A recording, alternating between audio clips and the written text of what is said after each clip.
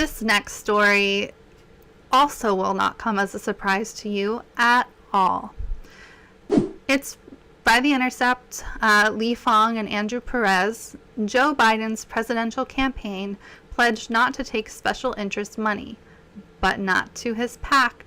And so that's something you have to pay attention to in any presidential campaign or any campaign in general, is the things that they say. They say things out of one corner of their mouth, but do something totally different or use loopholes to get around it. So in this case, Joe Biden's using a loophole saying, oh, I'm not going to accept corrupt cash in my campaign, but he is accepting corrupt cash in his PAC. So it's really, I mean, a normal person wouldn't do this. They would hopefully do what they say they're going to do. But Joe Biden, who's an establishment politician, a career politician, has lost his way. And you'll see why he's lost his way, because he used to, when he was younger, talk about the fact that special interest money leads politicians to do special interest things. And now he apparently doesn't see it that way. So let's go through this great reporting by The Intercept. In his bid to become the Democratic presidential nominee, former Vice President Joe Biden pledged to reject contributions from lobbyists and corporate PACs. But he has quietly taken in more than $30,000 in donations from corporate interests through a political action committee he created in 2017. Biden founded American Possibilities in 2017 to support Democrats in the midterm elections. The group took about $29,000 in donations from federal lobbyists and $5,000 from a PAC affiliated with Masimo, a medical device company. The former vice president, who announced his campaign last week, has already come under scrutiny for relying on lobbyists and other well-connected supporters to host his first fundraiser. Although the lobbyist and PAC donations represent barely 1% of the money received by American Possibilities, the contributions underscore Biden's history of close relationships with lobbyists and special interests. Biden's campaign did not return requests for comment. American Possibilities has been especially important to Biden's presidential ambitions.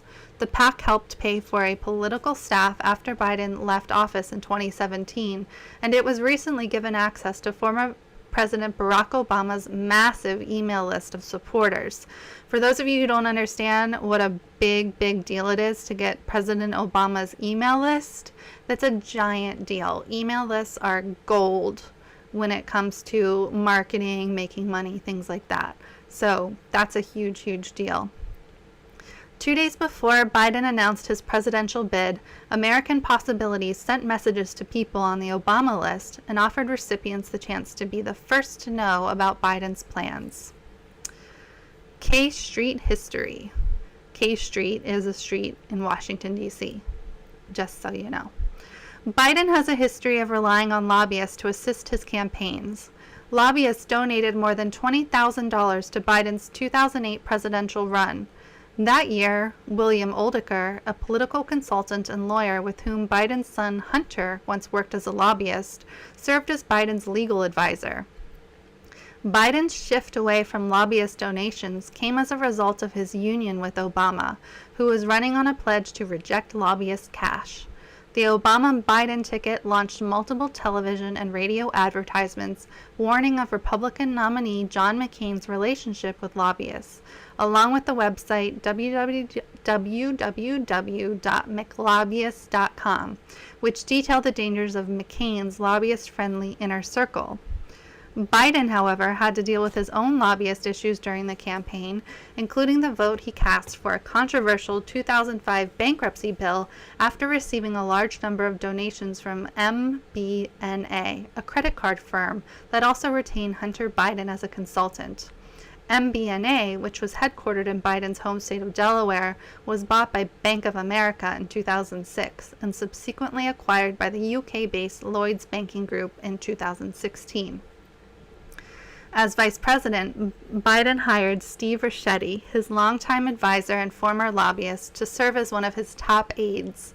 Though the Obama administration had imposed a ban on hiring people who had lobbied in the past 2 years, Biden's office says Ricchetti didn't need an ethics waiver to join the administration because Ricchetti had terminated his lobbying registrations 4 years earlier, even though he had still been doing government relations work for 20 clients and his brother had kept lobbying for their firm's clients.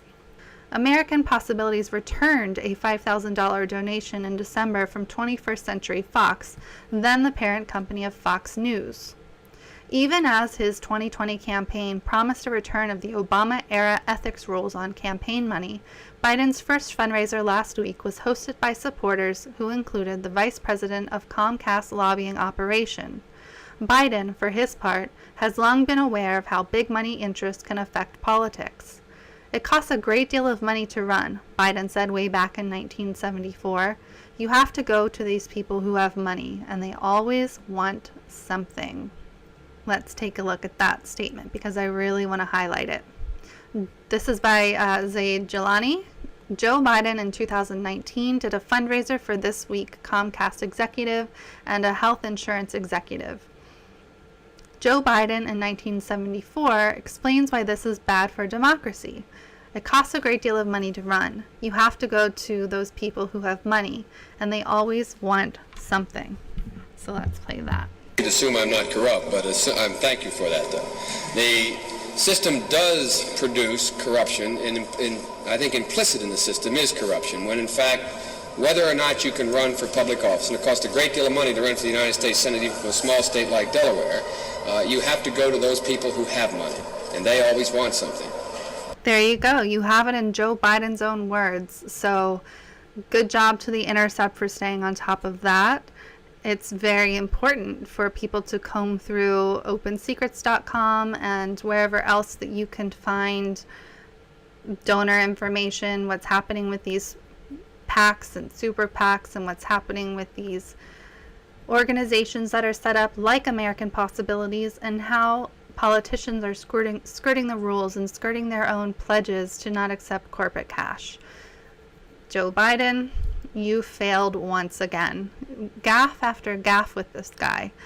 It's unbelievable.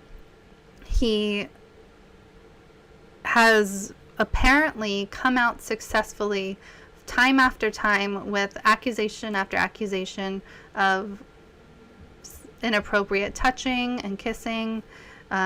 He's apparently going to come out okay after the Anita Hill controversy, and even after his wife and he have said terrible things about the controversy and about Anita Hill's expectations. She doesn't believe that that was an apology, so he needs to go a step further and actually apologize for his own actions.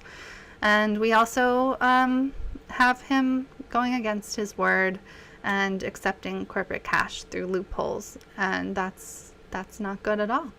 Hope you enjoyed that last video. Hop on over to statuscoup.com where you can sign up for our email list and become a member for as low as $5 to $10 a month. Membership is how we grow. That's statuscoup.com/join. And remember, join our email list so we can grow the revolution with you.